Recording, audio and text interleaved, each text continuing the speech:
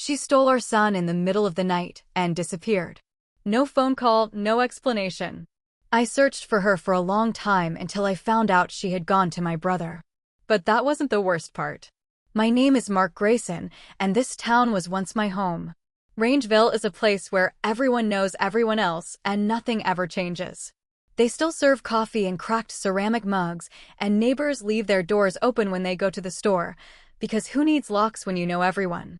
I was born here, and I'll probably die here. But in between, there's something no one was prepared to survive. Right now, the house is quiet. I'm 34. I live in an old house on the southern outskirts of town, where the asphalt turns to gravel and the windows of strangers' kitchens light up the street. I have a wife, or I did. Olivia. More about her later. And there's Noah, our son. He's 5. He's the only thing keeping me afloat, even when I can't breathe. Today, he fell asleep again with a book on his chest. His fingers are still holding the page. A picture of a dinosaur is frozen under the night lamp. I straighten the blanket and get up quietly. The kitchen. Empty. The light from the refrigerator stings my eyes when I open the door aimlessly. Just to prove to myself that I can still open something. My childhood was simple. Quiet. After my father died, my mother and I lived in a 2-room apartment above a stationery store. He died suddenly of a heart attack. I was at school. I only remember my mother not saying a word all evening. She just cooked soup. I learned to be silent next to her. We spoke little, but understood a lot. My brother Tim was 3 years younger than me. He had a character like lightning, hot, changeable, uncontrollable. He always had more freedom. He was allowed to break the rules. He was forgiven. I was reliable. I was the one who wasn't allowed to break the rules. I grew up, graduated from technical college, and worked as an electrician. I paid the bills. I didn't have time for big dreams. I just wanted peace. And when Olivia appeared, peace suddenly came alive. She was different. She laughed in a way that made you want to stay. She listened like no one else. She worked at a school, leading clubs and teaching children to draw. We dated for a little over a year before we moved in together.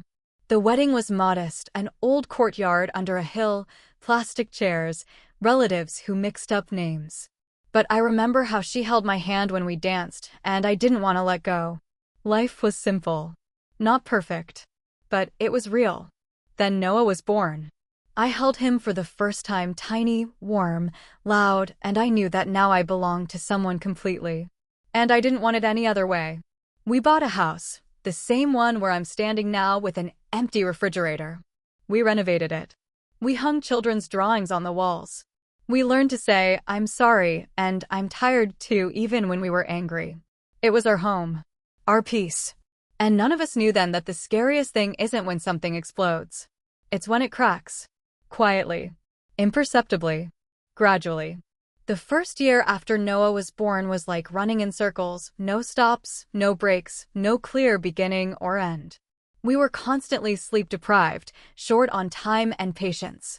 But we were a team. I would come home late from work, she would fall asleep on the couch with a bottle in her hand, and we would both say things like, "I hope we're not late for daycare tomorrow," and there was a rhythm to it. Olivia seemed tired but happy. We didn't touch each other as often as we used to. But we still held hands when we walked to the car. We still kissed each other on the cheek for luck before going to bed. Everyday life is when you know she'll leave her cup of tea on the windowsill and forget about it. And you clean it up without saying anything. Love is when you do that and still smile. But then she started to shut down. Not right away. At first, it was little things. She talked less about her work.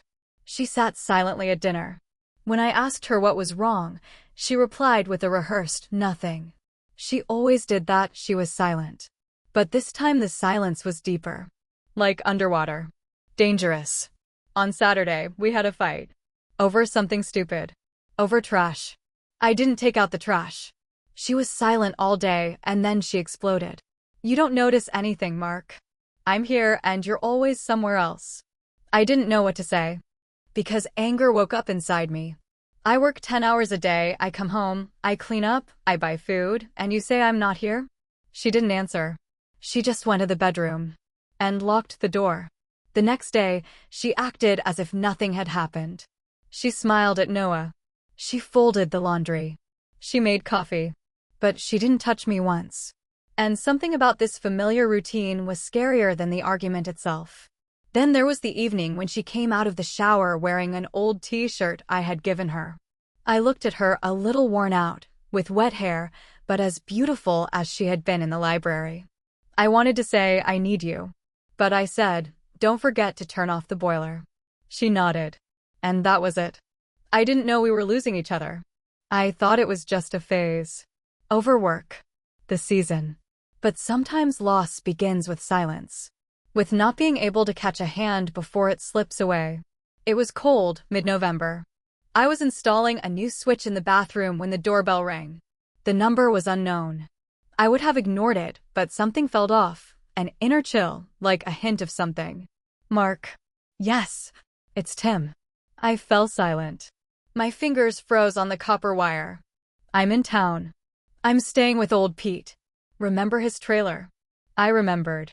The one next to the burned-down movie theater. I want to see you, he added. Maybe tonight? I said okay, without thinking. Olivia was in the kitchen, clearing the dishes.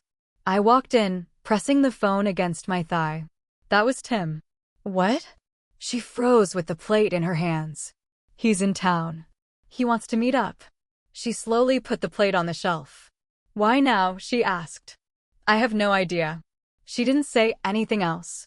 She just took off her apron and left the kitchen. Tim had always been the random type. He disappeared randomly. He came back randomly. He promised something randomly and disappeared again.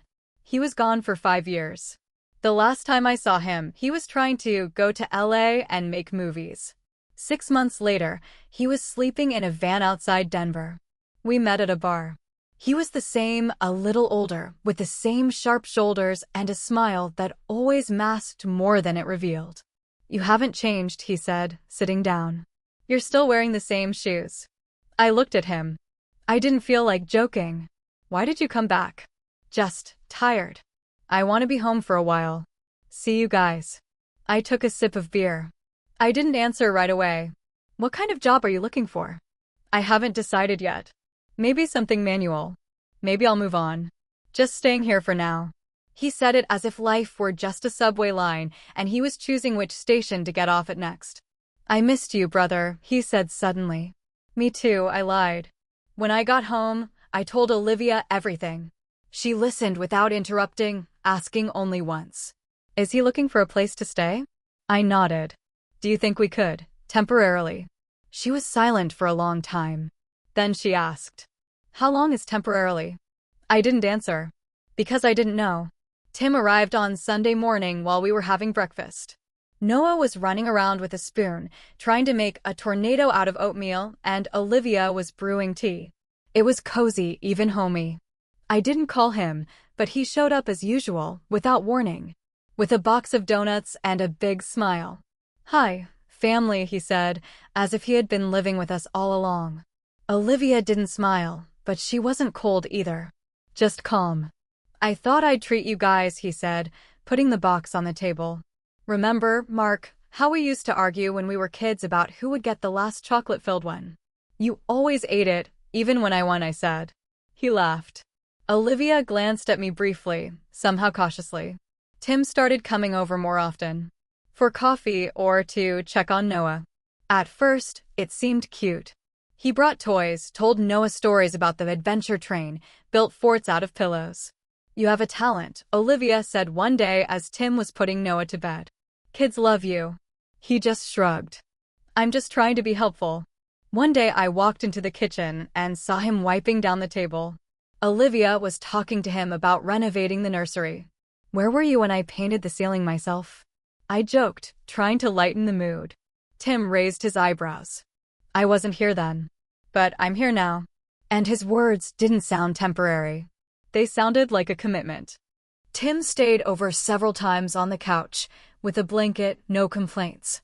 But I began to catch myself waking up at night and listening to see if everything was in its place. There were extra things in the bathroom, his razor, his deodorant. Later, I noticed that he had a spare key. I don't remember giving it to him. I told Olivia. We need to set some boundaries. This isn't a hotel. She replied without looking at me. He's your brother, Mark.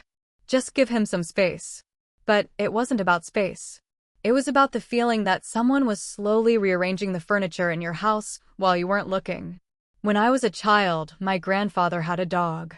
An old Labrador named Max. He lived on a chain in the yard, ran in circles, dug holes, and barked at cyclists. But most importantly, he always knew that this was his place. His territory. His scent was on every tree. One day, a neighbor brought over a young dog, cheerful, sleek, with shiny fur. At first, Max didn't pay any attention. But gradually, the newcomer began to do something different. He peed on the same trees, lay down under the same canopy, and ate from his bowl. And even though Max didn't fight back, something in his eyes dimmed. He just stopped barking. I remembered this just now, standing in my kitchen, watching Tim cut apples for Noah and Olivia pour him a cup of coffee. Without being asked. Just because. That morning, I got out of the shower and saw that my work shoes weren't where I had left them. Not in the corner by the door, but by the coat rack, neatly lined up next to Tim's sneakers. It seemed like a small thing, but something about the order of things made me uneasy. I put them on silently and went outside. Tim was already standing in the garage by my old toolbox. I couldn't find the tape measure, he said, as if it were no big deal. I wanted to help with the closet in the kids' room. Olivia said you've been putting it off for weeks. I took a deep breath. Slowly. Yes, I did. Because I work every day until 8. I just want to help, he smiled. Don't worry about it. I didn't touch anything. But I saw the keys in his hands. My keys. Olivia was leaving Noah with Tim more and more often while I was at work. He's good with him, she said once. Noah adores him. And you? I blurted out. Are you okay with him being here every day? She looked at me as if I had suggested something inappropriate. He's your brother, Mark. He's not a stranger. We can't just leave him somewhere. I clenched my jaw. I didn't want to fight. I just want to know if he's here for the long haul. She didn't say anything. Her silence spoke louder than any answer. One evening, I got home a little early. It was exactly 6:40 p.m. I remember because the clock in the kitchen was stuck at that exact time. I opened the door and for the first time didn't hear Olivia or Noah. Silence. Unnatural silence. I walked into the living room. They were there, the three of them. Tim was sitting on the floor with his back to the sofa. Noah was on his lap, laughing. And Olivia. She was standing nearby, holding a pizza box, handing out slices. And laughing. Quietly, easily, genuinely. Oh, you're here, she said when she saw me. We ordered pizza. Want a slice? I stood at the door, in my dirty work boots, and felt something inside me slowly, sinking. Like a thread breaking between my fingers. No, I'm not hungry, I replied. She didn't even offer a second time. Tim was staying the night for the 3rd night in a row. And I said it out loud for the first time. Maybe it's time for him to find something of his own? I said to Olivia as we were going to bed. He's not in a position to do that right now. You can see that, she replied. He has no job, no money. And do you have any plans to change that? I couldn't help myself. She fell silent. She turned to the wall. I'm just trying not to be indifferent, she said. And you haven't been home lately. Even when you're here. I was silent. Because every word she said was true. But twisted. Like in a cracked mirror. At work, I was distracted. The wires in my head were tangled. My colleague, Sam, noticed. You look tired, Mark. Are you okay? I nodded. I didn't want to explain that I was starting to wonder if this was still my home. Later, when I came back, I was greeted by a scene. Tim was in the yard with his guitar. Noah was dancing around, and Olivia was sitting on the steps with a cup of tea. I walked over. They didn't notice me right away. And when they did, it didn't matter anymore. I became a spectator in my own life. That evening, I pulled an old box out of the attic. Inside were our photos. Me and Olivia. Our first trip to the lake. Her postcard where she wrote, I love our peace. Don't let it disappear. I read those words 3 times. Because the peace was already gone. And I didn't even notice when it happened. It was 6:23 p.m. when I noticed that Olivia had removed one of our family photos from the kitchen table. Of course, I didn't say anything. I just noticed that there was now a vase of flowers in place of the frame. Lavender. Her favorite. They didn't grow nearby. Someone must have brought them. "Is there something you want to say?" she asked at dinner. Her voice was even, calm. But her eyes weren't looking at me. "No." I took a bite of bread. "Everything's fine." Noah was happy because Tim had made him a boat out of a napkin. And he laughed as only small children can laugh, without protection. Without knowing that somewhere nearby, adults were slowly losing something important. I woke up in the middle of the night. The house was quiet, but I heard footsteps. Not clearly. Just the sound of movement. Somewhere in the hallway. I went out. The bathroom door was half open. Olivia was there. And Tim. She was standing by the sink in her pajamas. He was opposite her, barefoot, in a t-shirt. Her hands were wet. His were down. They weren't talking. They were just standing there. When I walked in, they both flinched. "What's going on?" I asked. Olivia replied quickly. "I woke up. I heard a noise. I came out. I saw that Tim was awake too. We just bumped into each other." Tim was silent. The smile that usually saved him didn't appear. "It happens," I said. "It's just a little strange to meet in the bathroom at 2 in the morning." Olivia looked at me. And for the first time, I didn't recognize her gaze. The next morning, she was tense. She made coffee in silence, didn't even say good morning. Noah was talking about something, but she wasn't listening.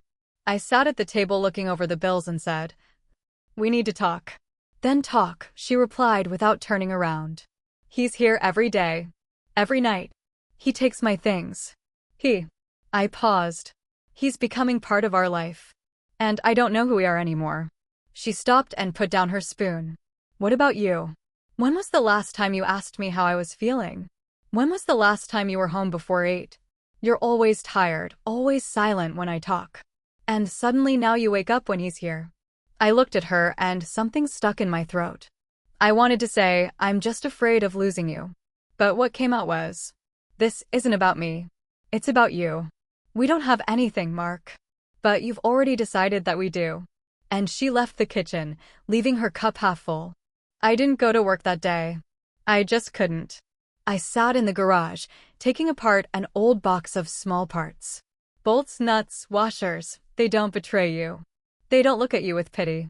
Tim showed up closer to noon. "I heard you were home. Everything okay?" I didn't look up. "Why would anything be okay? You've got everything under control here." He was silent. Then, "I'll go. If you want." I looked at him. And I couldn't bring myself to say, "Yes, go." Because then everything would have fallen apart. And I wasn't ready to see the ruins. In the evening, when I put Noah to bed and went out onto the porch, Olivia was sitting there, smoking. For the first time in months. "I thought we weren't going back to this," I said, sitting down next to her. "Me neither. But you brought us back." She took a drag. She was silent for a long time. Then she said, "I don't know what happened to us. But it's not Tim. It's something older." I was silent. Because the worst thing was that she was right. At 6:15, I returned from work. The house was quiet. Noah should have been home. Olivia too. But the living room was empty. The kitchen was the same. I shouted, "Olivia?" No answer. There was a note on the table. Short. Almost worn away. "Don't look for us." I stood there for a few seconds, not moving. Then I looked up and saw that the closet in the hallway was open. Her jacket was gone. Her bag was gone. And worst of all, Noah's backpack was gone too. I rushed to my son's room. His bed was made. The pillows were gone. It was as if he had never slept there. I called. Once. Twice. 5 times. The phone rang, but there was no answer. Tim's phone was out of range. I drove to my mother's house. She opened the door with a look that said, "I knew you'd come." "Where are they?" I said instead of greeting her. She sighed. "They left. Together. And I don't know where." "You knew." "I knew there was something between them. I didn't ask. I didn't interfere. It's not my business." I stood at her doorstep, silent. And you didn't stop them? I managed to say. She's not your property, Mark. And he's your brother. Not anymore, I said and left. The next morning, I received an email. No signature, but it was from her email address. I know I betrayed you. But I couldn't go on living like that.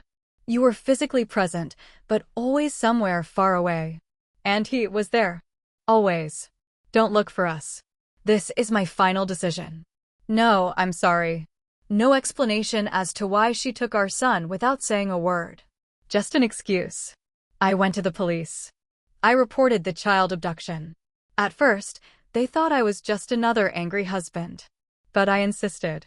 I showed them a copy of the birth certificate, since she had taken the original, her note, confirmation that we were officially married and that the child was registered with me. They opened a case. If she doesn't get in touch soon, said the inspector, we'll start a search.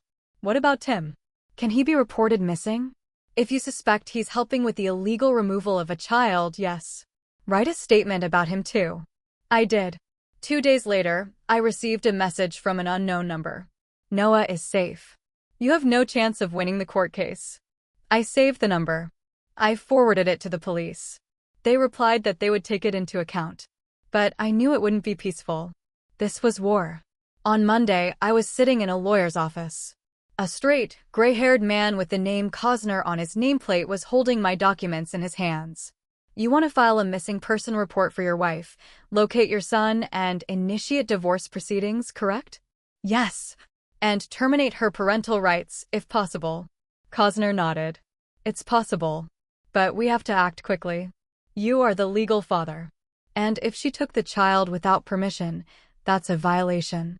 Especially if we can prove that the child has a stable environment here with you. I took out her letter. I handed it over in its entirety. Because she ruined everything herself. And this man, Tim, is he her brother? His brother. Actually, his former brother. He noted that in the file. If he helped her leave with the child without your consent, we can initiate separate proceedings. That's aiding and abetting kidnapping. I signed all the papers. Cosner promised to contact the court within 2 days. The next morning, I arrived at work early. But someone was already waiting for me. There was a strange car in my parking spot. A gray Toyota. And Tim was standing next to it. We need to talk, he said when I got out of the car. Are you serious? Listen, I didn't want this to happen. You just stole my wife. And my son. I don't think it could have happened any other way. Olivia wasn't happy with you. I stepped closer. Is she happy now? Running away like a thief with a child who asks every night, "Where's Daddy?" Tim was silent. She's afraid you'll take Noah away. That's why she won't tell you where they are. And she's right. I'll do whatever it takes. You'll destroy her in court, and you know it. I looked him in the eyes. Without pity. That's why you're here, isn't it? Hoping I'll soften up? That I'll forgive you? I wanted to explain. I didn't steal her. It wasn't planned. You just happened to crawl into her bed? Tim looked down. He was ashamed for the first time. And one more thing, I added. Stay away. From me. From my child. From everything that's left of my life. I walked away, leaving him standing by the car. He didn't say anything else. That same day, Cosner called. We have information. Their car was spotted on the highway heading to another state. It was caught on camera. Probably heading towards Arizona. I've already prepared a request to locate the child. You'll get a court summons next week. Okay. And one more thing, he paused. If they don't show up voluntarily, we can file a request with the feds. This could become a kidnapping case. For the first time in days, I felt in control. It wasn't just chaos anymore. It was a plan. That evening, I sat in Noah's room. His toys were still on the shelf. His drawing, a rocket, and his dad was stuck to the closet with a magnet. I didn't cry. I packed everything related to him into a box to take to court the next day as evidence that this had been his home. That I was his home. And I promised myself I'll get him out. No matter what it takes. The courtroom smelled of old wood and cold coffee. I sat on the left, next to Cosner. His thin folder of documents lay on the table in front of him, and his fingers tapped rhythmically on it. I was called to file a petition to establish the whereabouts of my minor son. The judge, a woman with a sharp gaze and a cold tone, listened without interrupting. Your wife left home without warning, she clarified, taking your child with her? Yes, without my permission. And without any explanation. Did you file a report with the police? Yes. There's a copy in the file. Cosner handed her the documents. I didn't know how much I needed to say to make it enough. But she nodded. We will initiate a search procedure. If the child's mother does not make contact within 10 days, I will authorize an interstate search. That was a step forward. Small, but confident. A day later, when I returned home, a woman was standing at the door. Reserved, about 40, in a dark suit. Mark Lenehan? Yes. I'm Joan Roberts. Social Services. I've been asked to check on the living conditions of Noah Lenehan. But he's not here. That's why we're checking to see if you're ready for him to come back. She came into the house, looked around the rooms, and wrote something down in her notebook. She asked, "Are you financially secure?" I have a steady job, my own house, insurance. Has there been any violence in the family? Never. I can provide references from colleagues and friends. She nodded. She walked into the children's room. She stopped in front of the drawings on the wall. Does Noah like space? Yes. He wanted to be an astronaut. We read about Mars before bed. Did he say why he left? No. He had no choice. Joan paused. She wrote something down and said, "If the mother does not return voluntarily, we will support your right to full custody. But be prepared, the court will require more than just facts. Emotions are also evidence." She left me her card and drove away. That evening, I received a message, "You're going to make him worse." Stop. The number was new, but the style was familiar. It was her. The first sign in a week. I replied, "Bring him back. We'll discuss the rest later." But nothing else came. Cosner called the next morning. We got the address. The Postal Service in Arizona recorded her card being used in Flagstaff. She probably rented a place. I'm filing a motion for a subpoena. Are we going to get Noah? It's going to be a fight. Her lawyer is already in touch. But yes, we're fighting to get him back. I got into the car, gripped the steering wheel, and realized that this wasn't just a fight for my son. It was a fight for myself. For the man they had tried to erase. And I wasn't going to lose. I hadn't slept for almost 2 days. I drove through 3 states, caught between the energy of anger and the cold clarity of my goal, to find Noah. Cosner found the address, an apartment in Flagstaff, rented under a fake name, but the rent was charged to Olivia's card. The court order prohibiting the removal of the child was already in hand. And the petition for temporary custody was to be considered in 3 days. But I couldn't wait. I needed my son now. When I stopped at the indicated house, my hands were shaking. All I could think about was Noah's face and the thought that they had both decided to cut me out of his life. Like I was useless. I rang the doorbell. Olivia opened the door. She froze. She didn't say anything for about 10 seconds. Then she whispered, "How?" "I told you I'd find him," I interrupted. "Where is he?" She took a step back, hesitant. "He's asleep. In his room. And Tim. He's not here. He left this morning. Again, for some call. I don't know." "How convenient," I sighed. "So we'll talk without him." Noah was asleep in a room with cheap wallpaper and a cheap bed. He looked tired. But he was safe. That was the main thing. I sat down on the edge of the bed. I took a deep breath and pressed my hand against his back. He was alive, breathing. Olivia stood silently behind me. "You knew you couldn't do that," I said. "You knew you were committing a crime." "I knew. And I did it anyway. Do you know why?" I looked back at her. "Because I was afraid he would love you more than me." I was silent. I'm not defending myself. I was out of my mind. And Tim. He supported me. He said we could start a new life. That we could be a family. "And you really believe that?" I asked. "That this is a family?" "I tried, Mark. I'm still trying. But I can't lose everything. I can't lose my son." "Didn't you think you already had?" "When you disappeared, leaving me with an empty room." Silence. "The court hearing is in 3 days." I stood up. I can't take him now because I'm playing by the rules. But in 3 days, I'll come back with a decision. And if the court doesn't let me take him, then I'll do everything I can to make sure you get to see your son. But not with Tim. And not here. Because this is not his place. On the day of the trial, she arrived by taxi. Tim didn't show up. He didn't support her. He didn't come. He didn't even write. The judge reviewed the documents, heard my testimony, and studied Cosner's submission. The case was deemed urgent. The violation was obvious. Olivia had virtually no defense. The judge looked at her intently. Ms. Lenigan, given the conditions in which you kept the child, the fact of his unjustified removal, and your lack of a stable source of income, I am issuing a temporary order. The child is to be returned to his father's custody. She closed her eyes. Just for a moment. You will be allowed visitation by prior arrangement. The full hearing will take place in 60 days. I didn't look at her. I just hugged Noah, who was clinging to my leg, a little confused but calm. After the hearing, we stood at the entrance to the court. I'm not going to fight, she said. I'm staying with Tim. I've made my choice. And even if it hurts, I won't change it. I nodded. And said nothing. Because silence meant the most at that moment. We were returning home from court. I was driving, Noah was in the back seat, holding his teddy bear. He was silent. So was I. I didn't even turn on the radio. All I could think about was that he was back with me. But would I be able to make him feel safe again? We arrived home in the evening. Everything was in its place, the familiar smell, books on the shelves, a couple of toy cars on the living room carpet. Noah stopped in the hallway, looked around, and asked quietly, "Is this our house again?" "Yes. And now no one will ever take you away from here."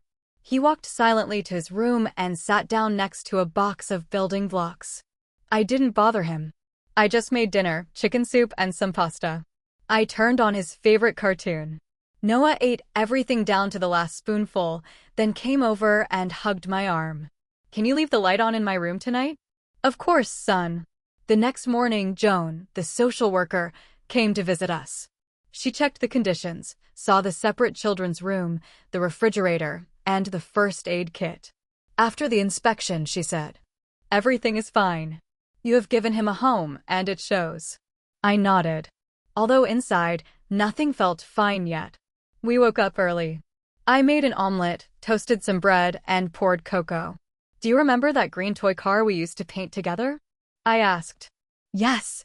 I've been looking for it." I took it out of a box in the garage. "It's a little scratched." "That means it's real," he smiled. We were lying in his room. I was reading him a book about the planets, and every now and then he would grab my finger, as if afraid I would disappear. Mom said we'd have a different life. I didn't know what to say. I just whispered, "This is a different life. But we're together." At night, when Noah fell asleep, I checked my phone.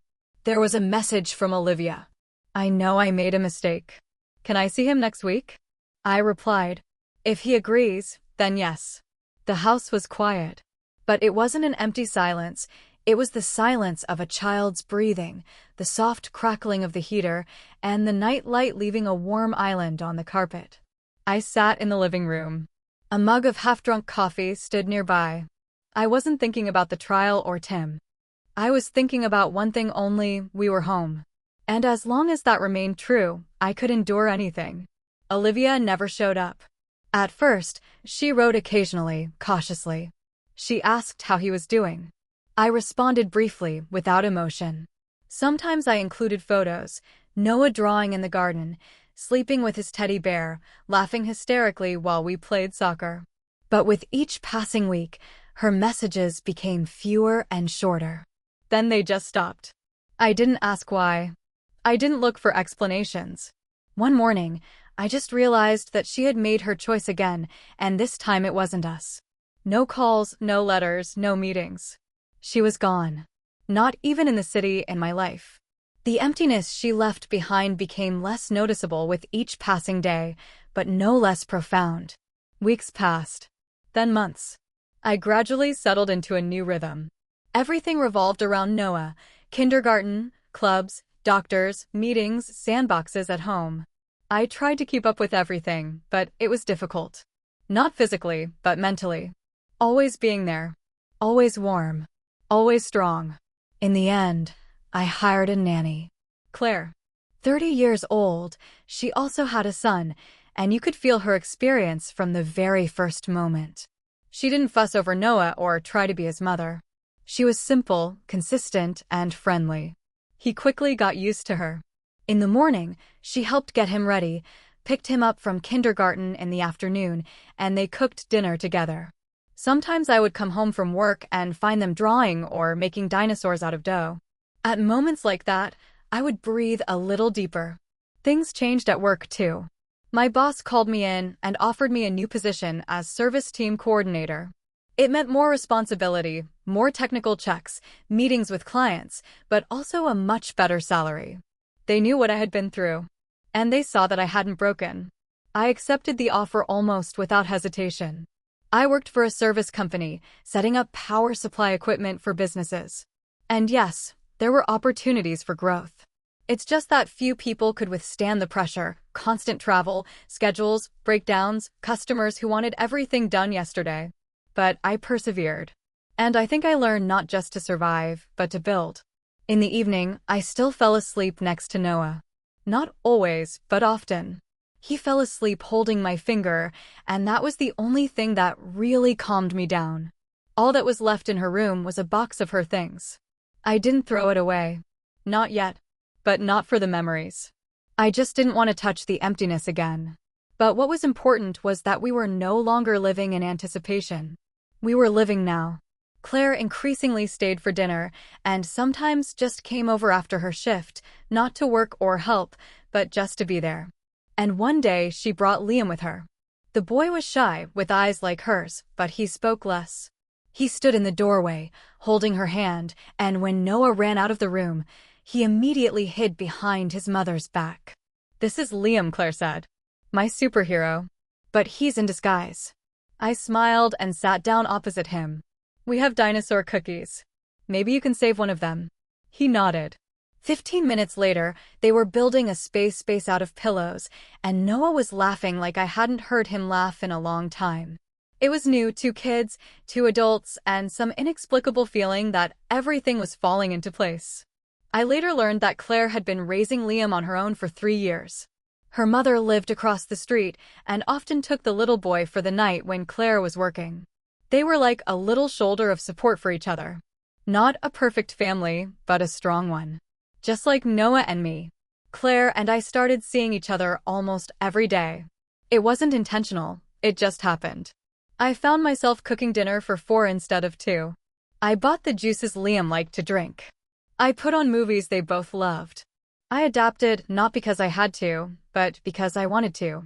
One evening, Claire stayed late. The kids were asleep, and we were sitting in the kitchen. She stared silently at the mug in her hands, then looked up. "I'm afraid this is all too good. That it's about to fall apart.